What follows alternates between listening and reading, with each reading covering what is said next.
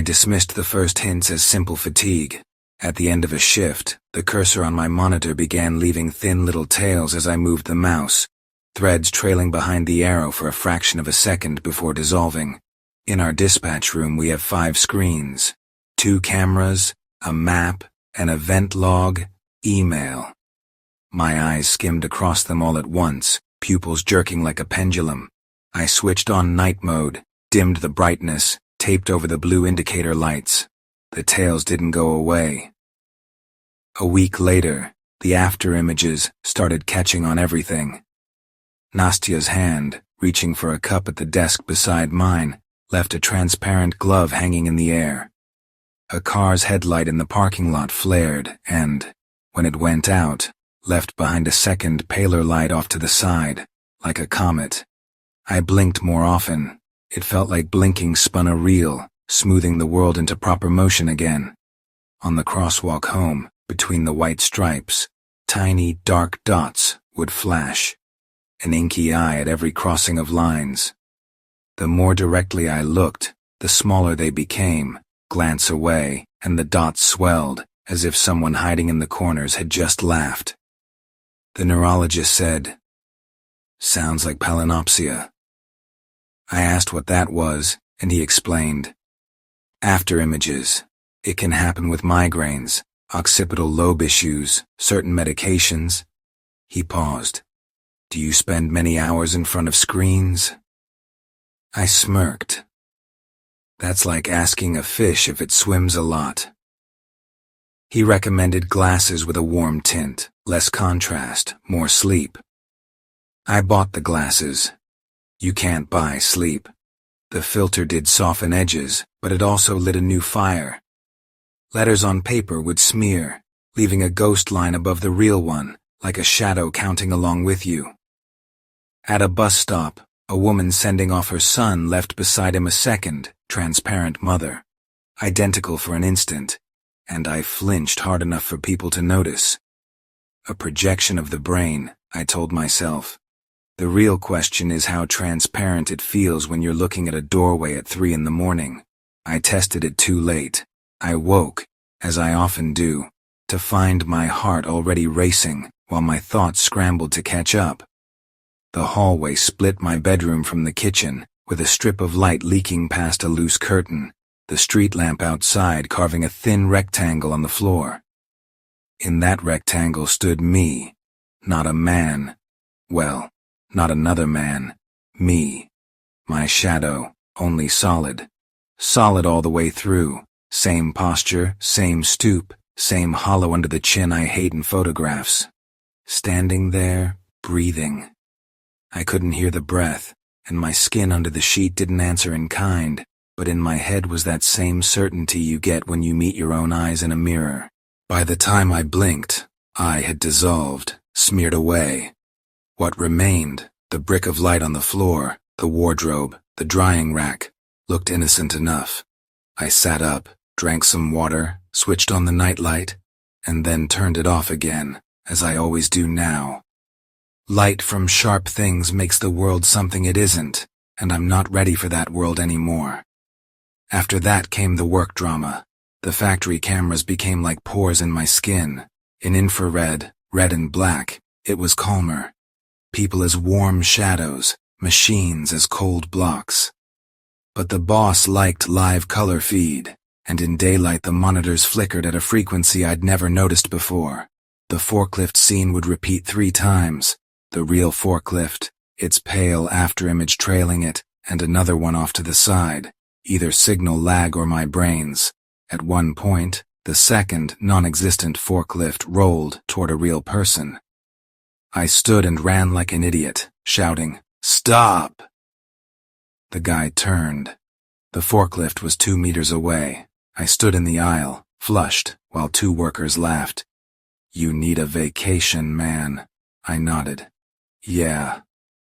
A finger on the monitor leaves a gray smear for a second. I know that. Turn your head, and there's always someone darting at the edge of vision. I understand that. Headlight glare after rain turns into flocks of ghosts. That's just optics. But if you see your own hand lying on the desk, and beside it, an identical one, delayed by a fraction of a second. And sometimes that delayed one lags by 2, 3 seconds, and catches up to you, long after you've forgotten the movement. That's not physiology. That's someone running the film backward. And each time the film lags longer. I stopped sitting within 2 meters of any screen, worked from printouts, bought a lamp at home with no PWM, guaranteed flicker-free. On the subway, I'd shut my eyes on the escalator because the ads overhead flashed white squares at a frequency my eyes couldn't handle.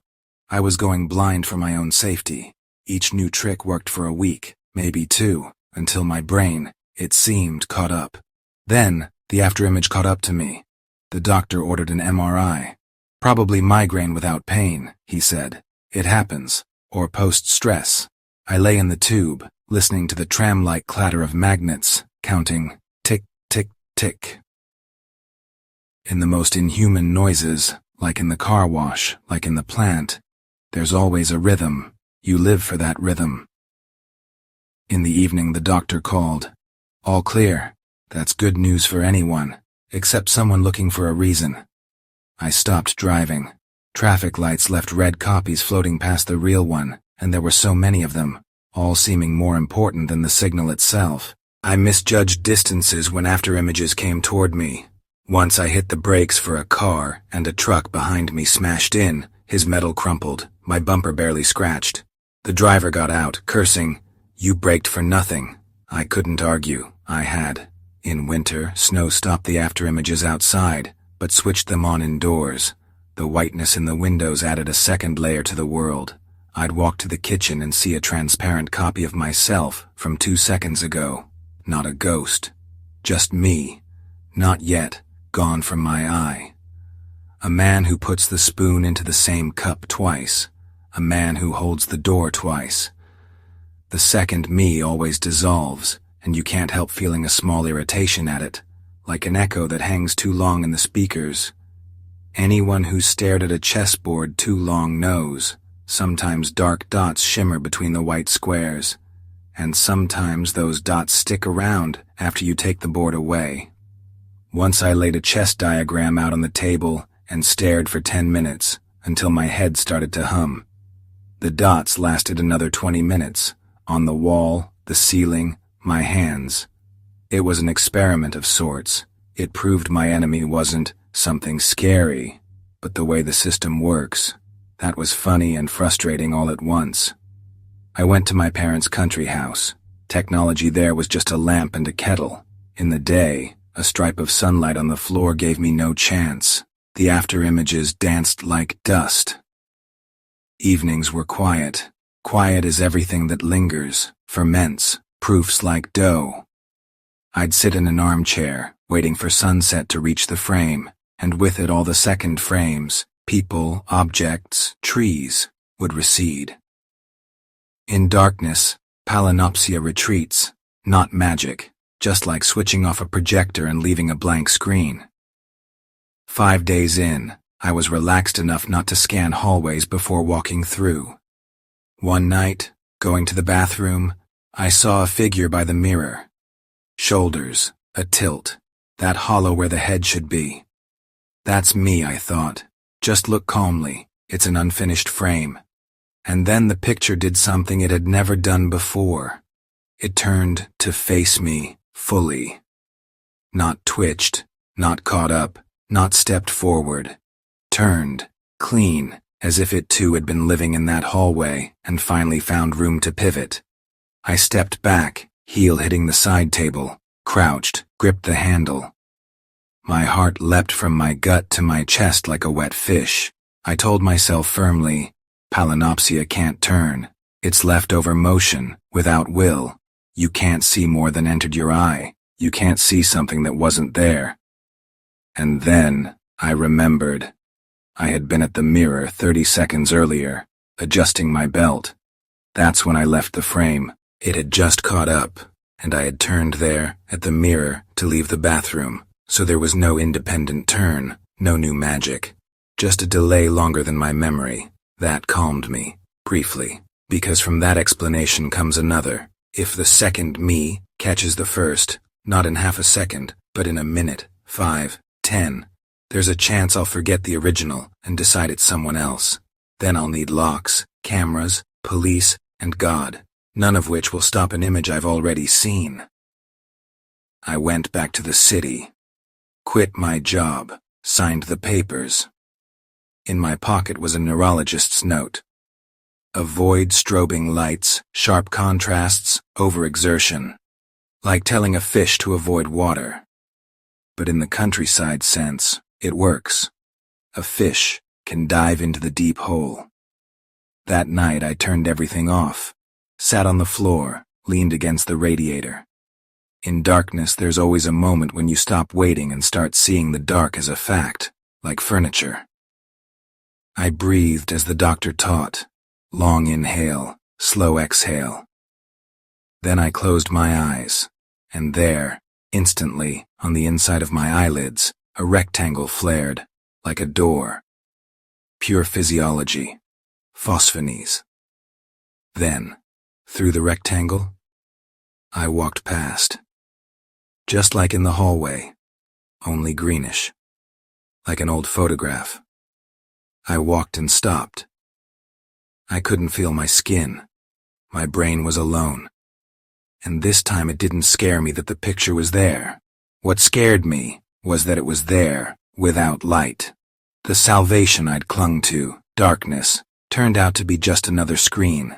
I sat until my legs went numb, thinking this was probably the compromise, not to get rid of it, but to adapt. Not to turn it off forever, just to live with the switch in my hand. I felt the rectangle dissolve under my eyelids, and for a moment it seemed everything was still. Then, deep inside, far away, another, smaller, flashed. And through it my day walked past like a stranger's.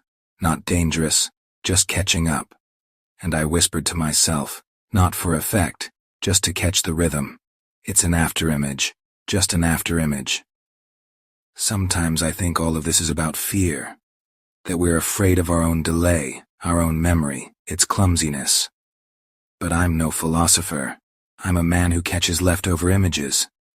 It's funny and frightening at once. If one day I mistake the second frame for the first, badly enough, to step through that door behind my eyelids. Well, so what then? It'll just mean my brain, like a bad editor, cut the night in the wrong order. And for now, with the light off, the evening is quiet. And the afterimages, strangely enough, love the quiet too. They leave after me, but they leave. At least, tonight. If you made it all the way to the end, then you're exactly the kind of person I'm looking for. Hit that subscribe button. It really means a lot to me. I hope I can keep bringing you more stories, to make you smile, or maybe, to scare you.